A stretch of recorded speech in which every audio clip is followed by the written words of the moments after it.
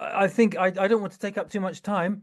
I'd like to say just a couple of things, which is about how I heard Ben's presentation a few months back, which was when Ben was, I think you had a stint with the Loughborough Centre for Energy and I can't remember what it's called, sustainability. But basically, it's part of the broader network of what we've called the Low Carbon Energy for Development Network. And Ed Brown's there at Loughborough Department of Geography, and he and I we were co-chairs of the Low Carbon Energy for Development Network for a good few years, formed in 2012 initially. And we have various nice grants and wonderful research programs. And when I heard about Ben's topic for giving a webinar from the Loughborough Centre, I thought, well, I've got to listen in on this, and I was just really impressed by how the whole transdisciplinary process of thinking around energy in social contexts of underdevelopment and all sorts of constraints in operation was really being, Ben had really made enormous leaps of understanding to get to bring things into the frame that a classically trained energy engineer wouldn't normally come across. So I think with those brief words of introduction, and hello to everybody else who has joined in for the talk. I can see David's there from Sussex. Hi, David, and other dear friends and students. It's great to see you all here. I'd like to hand over to Ben to give a full introduction to his background and the current position he has with Outsight International. Over to you, Ben. Great. Thank you very much for the kind introduction. I feel like that put lots of pressure on this to be a really great session. Yeah, I was working as a visiting fellow at Loughborough University with the MEX team and Ed Brown. We were actually doing a really interesting piece of work that was essentially trying to work out how to scale clean cooking across the African continent in collaboration with the African Union or the Energy Commission at the African Union, which is similar to the European Commission. It's sort of all of the heads of state, and the ESMAP team at the World Bank. And that piece of work was great. Actually got launched at COP by the president of Tanzania and the president of the African Development Bank. And now they're looking for a shed load of money, I think is the technical term, to sort of implement that strategic direction across all 55 countries, which is a great piece of work to be part of. So yeah, today we're going to be talking about running a broadly similar actually format to the similar I ran at the MEX for the MEX program last year. But we're going to be talking about the humanitarian sector and specifically clean cooking in that space, and diving into a bit of the detail around sort of institutional cooking within that context. And Ben sort of alluded to it earlier, but it is a very complex topic that transitions across many disciplinary boundaries, and it sort of requires quite a multidisciplinary approach to start to develop solutions to these complex problems. And so so just an overview of today. I think there are a few things that I find really interesting when people talk about their work. The first one is talking a bit about themselves. I'm going to do that a little bit at the beginning to sort of situate me in this whole journey of research. Second, I'll talk a bit about the wider sector, a bit about SDGs, Global Framework for Development, and then about the piece of sort of work, which is in this case, institutional cooking in humanitarian settings. And I would make one sort of preface at the beginning, and that is that I'll talk mostly about problem definition and approaches, or building blocks, or Legos, depending on how you want to call them, rather than actually what it takes to solve this problem. There's not very much research in this space, so there's still lots of scope for people to work out what actually solves this problem in real life. And I'm sort of doing that a little bit in my other life that I'll talk about in a bit. And so that'll either be about 40 minutes-ish of content, and then we can have a discussion, because I think that's the really interesting part. So let's see if I can control my slides. There we go. So my work sits in the nexus between the humanitarian sector, the private sector, and academia. And these three worlds sort of collide to form, I guess, in my opinion, one of the most viable ways to achieving sort of universal energy access for all. And also quite a few other SDGs benefit from that approach. I've been lucky enough to have both worked in each space sort of individually in a silo, and then more recently coordinating across that diverse group of partners. And so here are sort of a few experiences that will help sort of root the later conversations that we're going to have. So my journey in this world all started about 12 years ago with Rally International. For 6 years, I sat on their board of trustees, and as the youngest trustee by quite a long way, actually, I think I was 21 at the time, I had to be an advocate for the role that young people could play in changing the world we live in, and become an expert in how you implement that in an existing governance system. And so that's sort of a theme that I've taken forward now, in understanding how people without power can embed their voices within organizations that traditionally don't like them having a voice. And so on the humanitarian side, I led the energy component. This was my entryway into the humanitarian space. I led the energy components of the humanitarian response in Nepal after the earthquake in 2016. And we ran a small clean cooking program, which was my first real hands-on experience of implementing practical programs in these pretty challenging environments. And my love of Nepal actually continued after that.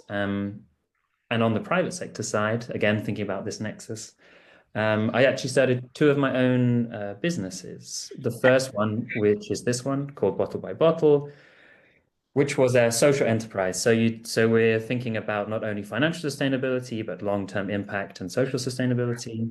And it was a business that built essentially recycled plastic bottle houses that were earthquake-proof for those earthquake victims at a price that was coverable by the government grant.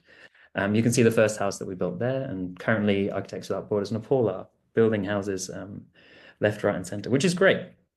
But it was, yeah, sort of my first entry point also into blending different approaches from different sectors, sort of taking a bit of the private sector work and the development work and putting it together.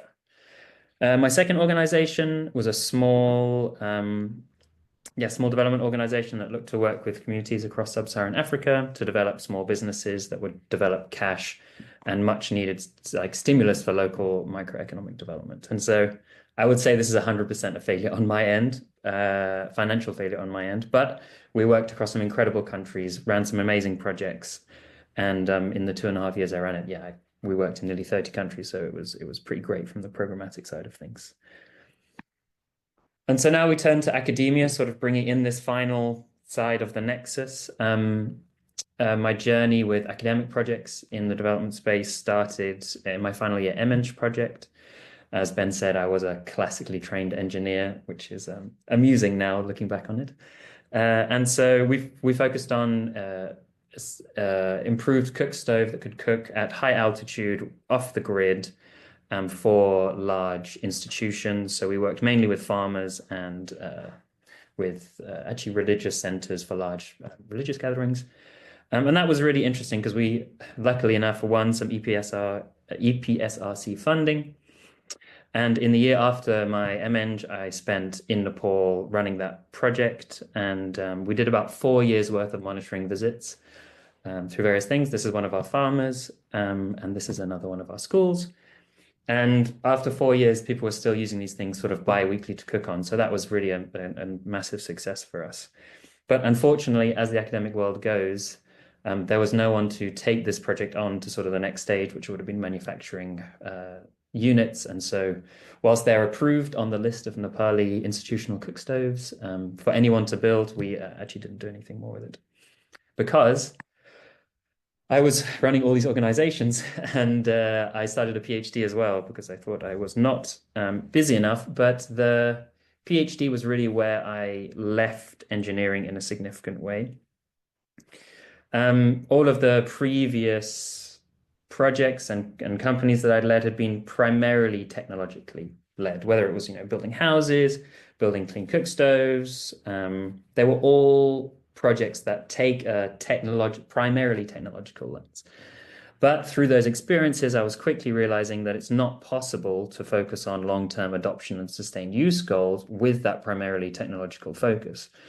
There are other significant drivers of technological adoption, and to be successful, these other dimensions must actively be engaged within this sort of whole system that we're working within. And so those dimensions aren't, just for an example, just the, say, policy and regulatory environment, but they're also the sociocultural, the environmental, and the financial contextual drivers in those places we were working in. And so now we're not only talking about technology in my PhD, but the intersection between technology and culture and context. And so traditionally, engineers don't really like to think about that. And I say this in the nicest possible way as an engineer, but for many engineers, the complexity of sociocultural societal life is far beyond what they consider for their sort of design considerations. And so my PhD was an exploration of that, of basically how you can blend multiple disciplines together to understand not only how culture and context shapes technology, but also how technology shapes culture and context.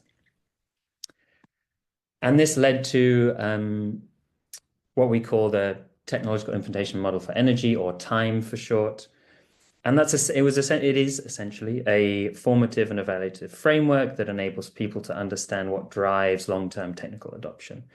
It pulls from sort of water hygiene and sanitation behavior change models. It pulls from human geography, pulls from this social enterprise movement, and it pulls from sort of the traditional appropriate technology engineering movements. And if you're interested in learning more, I don't have time to dive into the detail, but there are lots of papers to explore. Here are 5 that we wrote on various use cases. But what was sort of been interesting is that framework has enabled me to really, I've made a career out of that framework over the last years.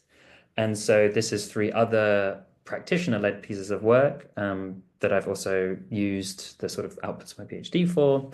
The DCHI one, top left, is about designing and deploying a refugee-led briquetting program in southern Ethiopia. The middle one is the HEED program at Coventry University. We developed sort of a practitioner way of co-designing humanitarian energy programs with it, which was great. And the final one is with UN Migration in Mozambique as part of their sort of flagship humanitarian energy project. We used the TIME framework to design stakeholder engagement workshops in the resettlement sites that we were working in. And so that sort of gives you a background of where I would say started to engage in the more sort of freelancery consulting academic world that I'm currently working in. And so for 3 years, I worked on a range of different projects with lots of organizations, UN, grassroots businesses, and other consultancies, sort of all with this theme of what happens when you take a more sociocultural approach to technology implementation. And so today I'm working on 4 big projects. The first one is digesting data. We're actually just about to finish at the end of this month. So there's 5 or 6 research papers currently waiting for me to get back to after this. And so the digesting data project is about essentially understanding how low-cost smart meters can change the game for biogas plants around the world. And my role in that is understanding how this sociocultural, financial, environmental context fits with this idea of smart metering. And so that's an interesting conversation we can have afterwards. And it actually has a very interesting repercussion when you start thinking about it in terms of humanitarian settings. But I'm going to talk about that a little bit later. And so I'm also, as Ben mentioned, the energy lead at Outsight International, which is a sort of social impact consultancy, and we do lots of interesting work. Currently, we are working with the Red Cross on their Action to Research Innovation Lab, hosted by 2 Swiss universities, understanding how we can shape that innovation process to close the gap between researchers and real-world impact within the humanitarian organizations. And a second project that we just finished working on is a essentially toolkit that helpfully sort of summarizes everything I'm talking about today and enables practitioners to implement this way of working within their own organizations. And there'll be a link for that at the end if people are interested. If that wasn't enough, I also work for another consultancy, EED Advisory, where we support the Transforming Energy Access Program, which is one of the main UK government funding mechanisms for energy access. And we support small businesses applying to that, to those different grants from the T partners, as they're called, which again is a very interesting one. And finally, I'm not sure how much I'm actually allowed to speak about this because it's being recorded, but on Friday I head to Bangladesh to go start a big energy program in the biggest refugee camp in the world, next to Cox's Bazar. And that is all about understanding how you can connect existing climate projects with carbon and other forms of crediting financing. And so that's going to be a really interesting one. And all of the things we'll talk about today will be involved in that project, which will be great. So I know that was a longer than usual introduction, but I hope it helps root what I'm about to say now, in that I'm not just some random guy talking about something he doesn't know anything about, but someone who is deeply embedded within this space. And it also helps introduce you to some of the complex elements that sort of are going to be recurring throughout the rest of the seminar. So now I need to check my notes because I'm completely lost. So unlocking the institutional scale. I realize I've been throwing around lots of words without really defining them so far. So for those of you who are thinking, wow, what is Ben talking about? I don't understand any of this. Don't worry, now is the time that we dig a little bit into the detail. So first, let's talk about the global energy scene. Hopefully, as you all know, Sustainable Development Goals set the pathway to transitioning the world as a whole to its hopefully kinder and more aware evolutionary phase. I wrote this before the events of the last month, so I'm not sure if we're still on this track, but anyway. And so within the energy context, SDG7, energy for all, it means a number of things. Sort of stage one, I would say, is that it means everyone has access to some kind of modern, reliable energy source. And that in itself is a monumental feat. Stage two, which I think is really where the SDG7 is sort of aspirationally aiming for, is that everyone has access to modern, sustainable, and reliable energy systems, which are roughly carbon net neutral by 2050 is sort of the big goal. And so essentially what that means for clean cooking is that all energy use for cooking, cooling, lighting, heating, and transport is produced by some form of carbon net neutral renewable energy. And so to steal from the International Energy Agency's definitions of what counts as clean cooking, they put traditional and modern cooking in that basket. And so that is everything from improved cook stoves all the way up to methanol, as you see on the slide. But putting improved cook stoves in the clean cooking basket is slightly controversial, actually, on the household level, especially.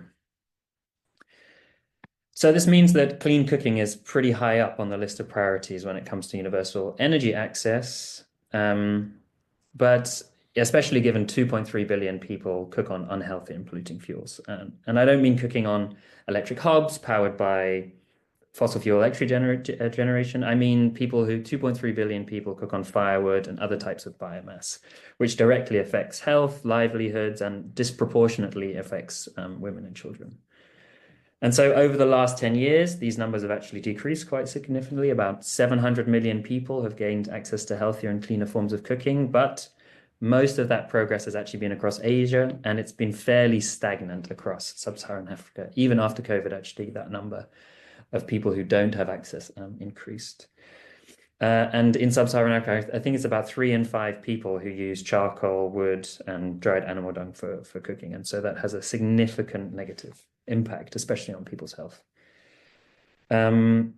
And so there's a really significant challenge here. But as I've sort of been saying throughout, not only is it complex, it's cultural. It's a cultural challenge. Cooking is cultural. Cooking is not driven by what technologies you can have. And so that also makes it a little bit more challenging. So institutional cooking. Cooking doesn't only happen in a household or in your own kitchen, right? Cooking happens across multiple scales. So it happens, yes, primarily at the household scale, but also the institutional scale. So what I mean by that is schools, prisons, religious centers, community centers, like the places where we gather as a community on a larger scale. And so there's this additional dimension, which some people include in institutional cooking, but actually I think sits apart, and that's cooking for enterprise. And so that is everyone who uses cooking food or food processing to make money. So farmers, hotels, restaurants, etc. They sort of all sit under this big definition. And so the really interesting thing, and what is really unexplored, and I think why I'm so interested in the institutional scale, is that the institutional drivers of adoption and sustained use are completely different than they are at the household level. So obviously, what drives me to buy a kettle to boil water at home in my kitchen is not the same as what drives Durham to buy a huge water boiler in their commercial kitchen when they're cooking for everyone. But unfortunately, the reason why the institutional cooking space has been reasonably unsuccessful over the history of clean cooking or the clean cooking space is that the institutional scale is treated the same as the household scale. And so when you approach, obviously, the institutional scale with that same strategy as the household, with what drives me as to with what drives an organization, it doesn't work. And so there are not very many examples of successful institutional clean cooking programs. And in humanitarian settings, even less. And so humanitarian settings encompasses essentially, I've been throwing this word out a lot, any setting in which people who have been forcibly displaced live due to political persecution, natural disasters, war, collapse of states, etc. And there are essentially two subcategories which are important to know: refugees, people who cross international borders, and internally displaced people who don't. And there are settings that all these people live in, be them resettlement sites, refugee camps, hotels in the UK, relocation centers with host communities. All of these different places in which people live also bring a sort of a different context to how you need to design these programs. And so research in the humanitarian space, especially in clean cooking, tends to exist in these bounded systems. So the project in Mozambique was in resettlement sites in Sofala, so a bounded system. The IOM project is in Cox's Bazar, again, a bounded system. They don't tend to engage, researchers in this space don't tend to engage with these informal systems because they're just harder to work within. And already, as you've seen, it's quite a complex setting. And so quickly, just to give you a number of the sort of scale of this in the humanitarian settings, and there's about 120 forcibly displaced people around the world. And it's really difficult to know how that equates to people who don't have access, because that data doesn't really exist. The closest we can get to an approximation is we know that there are about 6 to 8 million people living in UNHCR camps, and roughly between 81, and actually this is from 2016, and there was another report done in 2020, which said 85% of people don't have access to clean cooking. They cook with firewood, which obviously has a significant health impact. And so if you want to equate that to institutions, I would say broadly, you could say roughly the same it has a similar sort of percentage for institutions in humanitarian settings that cook with firewood. Okay, so I mentioned a little bit how the different contexts within humanitarian settings change the way in which you can intersect with them. And this is sort of a side note from the policy and regulatory space. This is obviously an enormous challenge and a complex one. And to make things even more difficult, the policy and regulatory space is always based upon national political agendas. And so, for example, there's normally very limited political support for clean cooking within humanitarian settings, and none for institutional cooking. As an example, only 2 countries name clean cooking for refugees within their NDCs, their nationally determined contributions, which make up their contribution to the Paris Agreement. which is a non-reference institutional cooking. And so, yeah, just as a side note, I think that's important to note. So let's get on to the how we address this complex problem. So I guess everyone's sitting there thinking, okay, complicated, what next? And that is not an easy question to answer, because as you probably are getting to understand, these sort of linear problem solution narratives don't really capture the complexity of humanitarian environments. And so as an engineer, obviously we like to think in problem and solution, but that's not really possible. So we need a different way of thinking about problems. And systems thinking is a different way to think about that problem. And so it's both easier and I guess more difficult to think about these problems as a complex weave of sociocultural, financial, environmental, and contextual factors that blend with that national policy environment, but also have additional layers brought in through the humanitarian aspect of this engaging with that space. And so sort of the meaningful way to work forward is to work across all of that complexity with everyone to understand assumptions, expectations, and what technologies are available to build a suite of projects that sort of engage with this entire system so that you are then engaging with that complex need. I unfortunately can't share the systems mapping work we do with the consultancy, but this is one from the MIT Humanitarian Supply Chain Lab on understanding COVID-19 response. And so this kind of exercise is what needs to be done within the institutional humanitarian clean cooking setting to understand how you can connect all those actors together. And so I've already started talking about connections, but the question then becomes, how can we build connections between all the people in this system so that everyone is working together to form some form of clean cooking pathway? And we don't necessarily think about how we solve this problem, but what are the building blocks or Legos we need to identify those key elements in the system in which we can influence, shift, change, and strengthen that sort of existing system.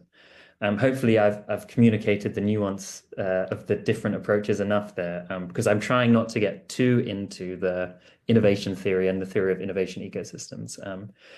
But the easiest comparison is Legos. Is you'd rather have a bunch of easily put together Legos than a finished Millennium Falcon. And what we're trying to do is understand what those Lego blocks are and arrange them in a way that benefits the people that you're working with in the best way. And so these building blocks or Legos, I think there are a couple of sort of ones that I think are really interesting. I'm going to talk about three quickly. One is some critical concepts that I think are important to keep in mind. Second is talking about this academic humanitarian private sector nexus and what that means in terms of operationalizing that through delivery models. And then I'm going to give our tool that we developed a shout out that sort of helps everyone engage with that topic. And so I'm keeping an eye on the time. Okay, not so bad. And so there are many critical concepts that are really important to engage with when designing energy systems services within humanitarian settings. But there are three that I think I want to focus on, and these are, in my mind, the non-negotiable ones. And they are participation, localization, and decolonization. And so for me, it seems obvious that the participation of the final end users or final beneficiaries of these systems and services is a really key component to running successful programs. The difficulty lies in this idea of meaningful participation. What does it mean to meaningfully integrate someone's thoughts, especially if they're part of a marginalized group, into the project process? And so that's a really difficult question to answer. We've been working on this definition at Outsight. And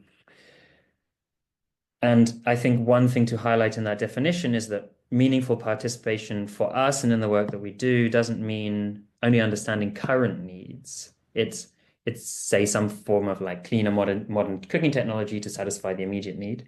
It means working with people to understand what their future needs and wants so they can make those informed decisions, and also what information they need to make those informed decisions. And so we often engage with capacity sharing exercises, co-design workshops, semi-structured interviews, all of these different structured ways of talking to people that are replicable, so that we can integrate sort of more meaningful participation into the programs.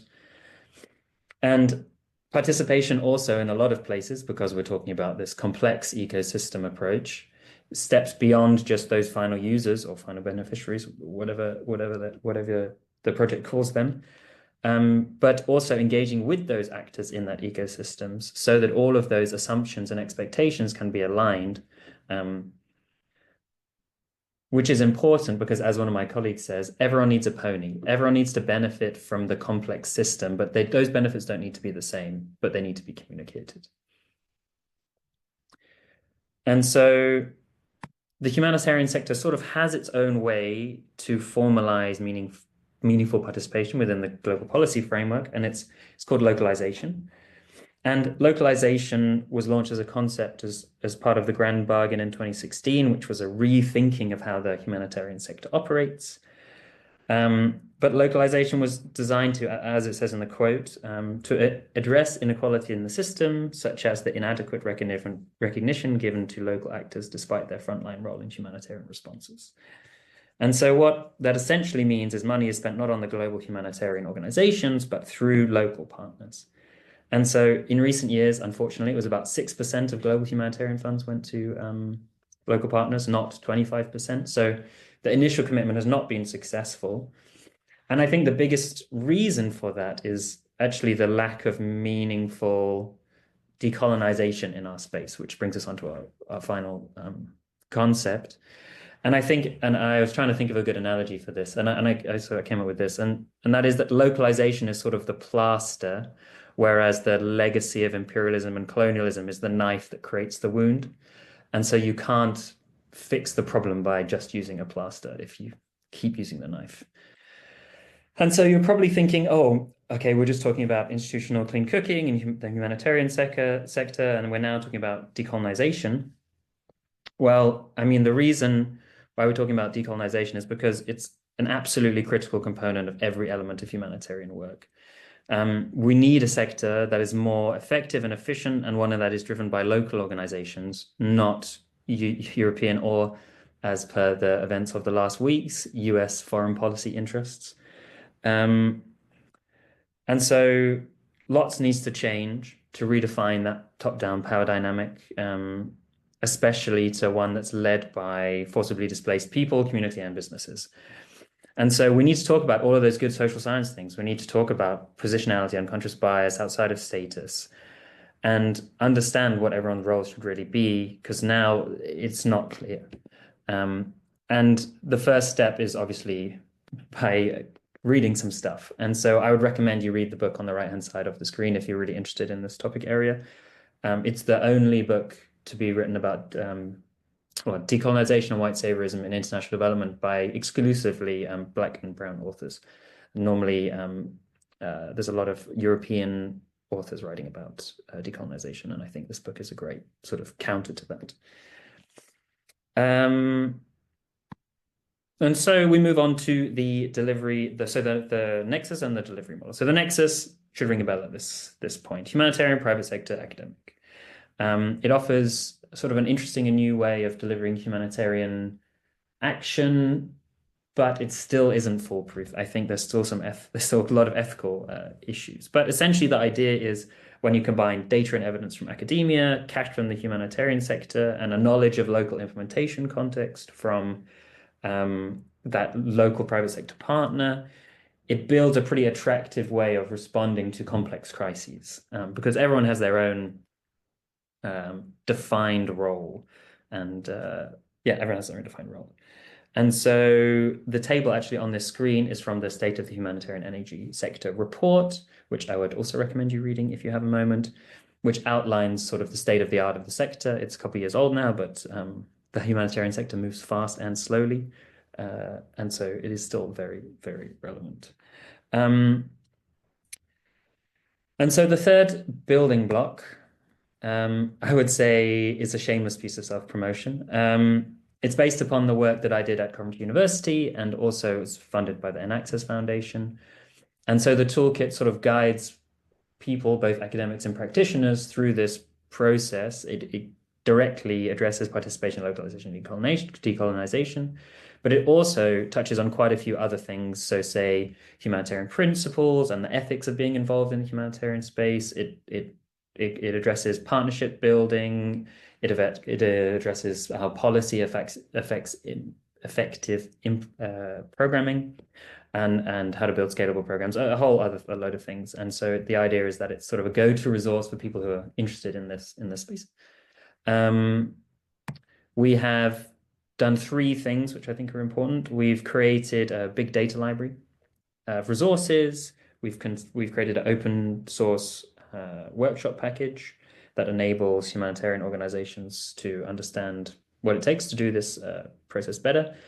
And it's all based around this idea that there's a spectrum of ways to engage in this sector. And we sort of start from the initial place of co-design, but you could start from any one of those sort of key principles. And on one side, you have what we call contextually disconnected design. And on the other side, we have what we call transformative knowledge exchanges, and that projects sit somewhere on this spectrum.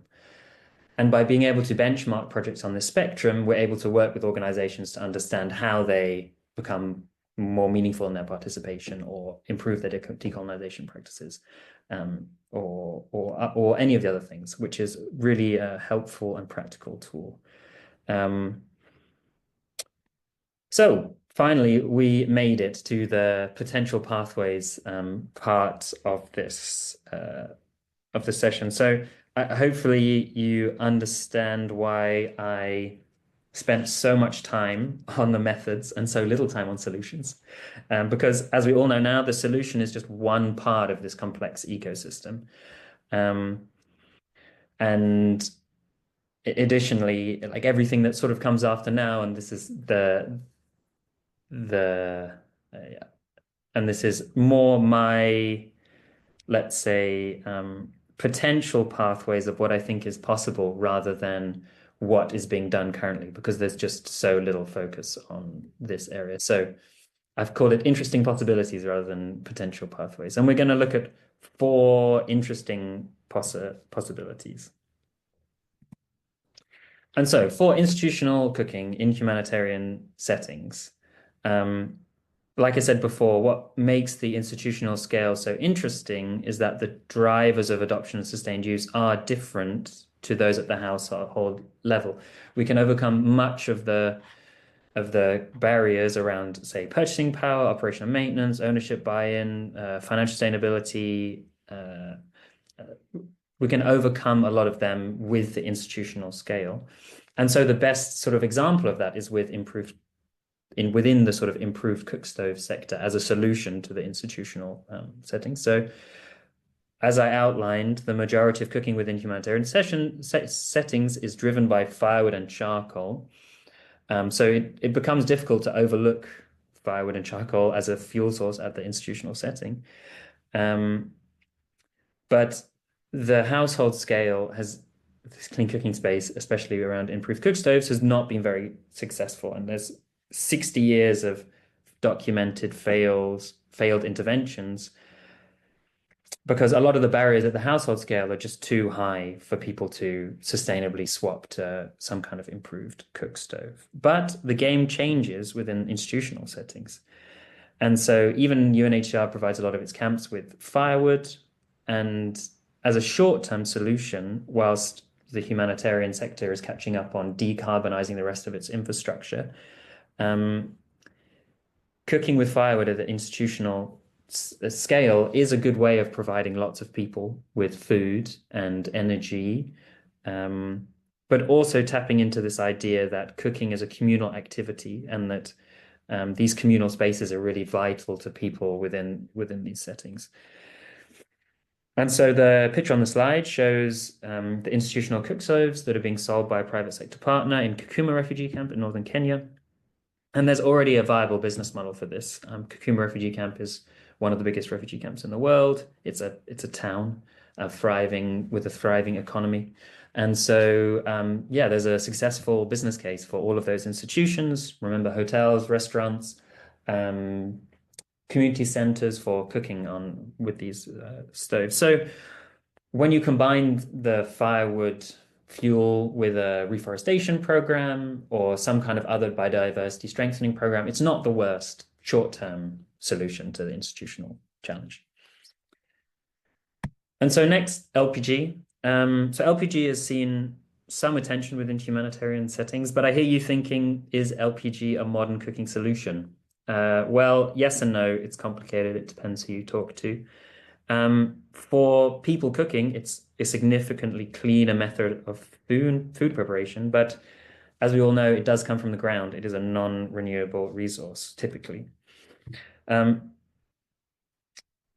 However, LPG has been quite successful in the Rohingya camp in Bangladesh and has had impact on the ability of people to cook.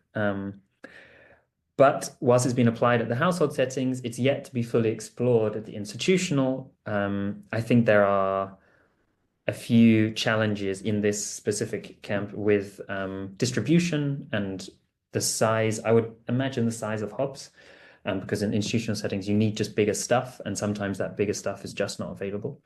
But my new role with IOM is diving into that a lot more. E-cooking and one alternative to LPG, which has sort of longer term financial sustainability, is e-cooking. And that's sort of directly cooking with electricity. However, when you start to engage with e-cooking, you not only need to think about energy consumption, as with improved cook stoves and LPG, but also energy production, as in many settings, electricity access is sporadic and often poor quality. I can give one example close to home, and that is I worked in a camp in Greece on the island of Lesbos, just next to Turkey, and the majority of the camp wasn't connected to electricity. So e-cooking was not an option, despite being able to physically see the island's power station from the camp and seeing the transmission lines running along the fence of the camp, which was extraordinary. It sort of brings in that like political dimension of the policy and regulatory environment. And so back to the slide before I get distracted. There are two sort of technological approaches to e-cooking. One is solar electric cooking, so directly using power from a solar panel to directly power a cooking device. And second, by separating this consumption and generation. So then you are tapping into an existing grid, say humanitarian infrastructure, and supplying electric cooking appliances.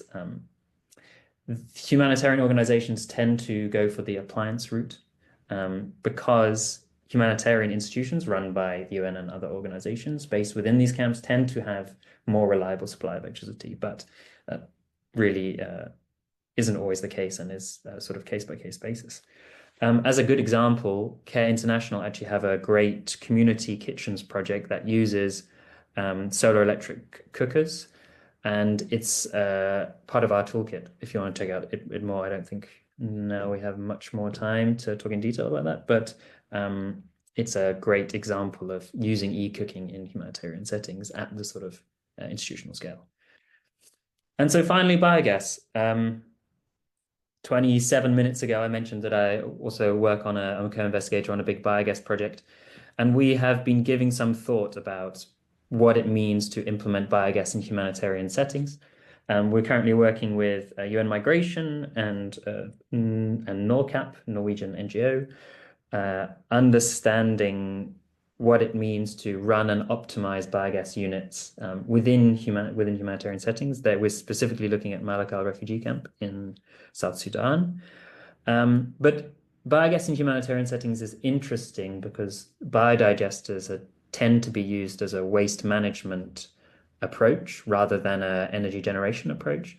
And so they're typically run by shelter teams, which means that people aren't that interested in the biogas that's produced and also the fertilizer that's produced. And so a lot of the cooking gas gets vented into the atmosphere, which is not ideal. And they're also a bit challenging. So you need some kind of smart metering element so that you can remotely monitor and fault detect the units.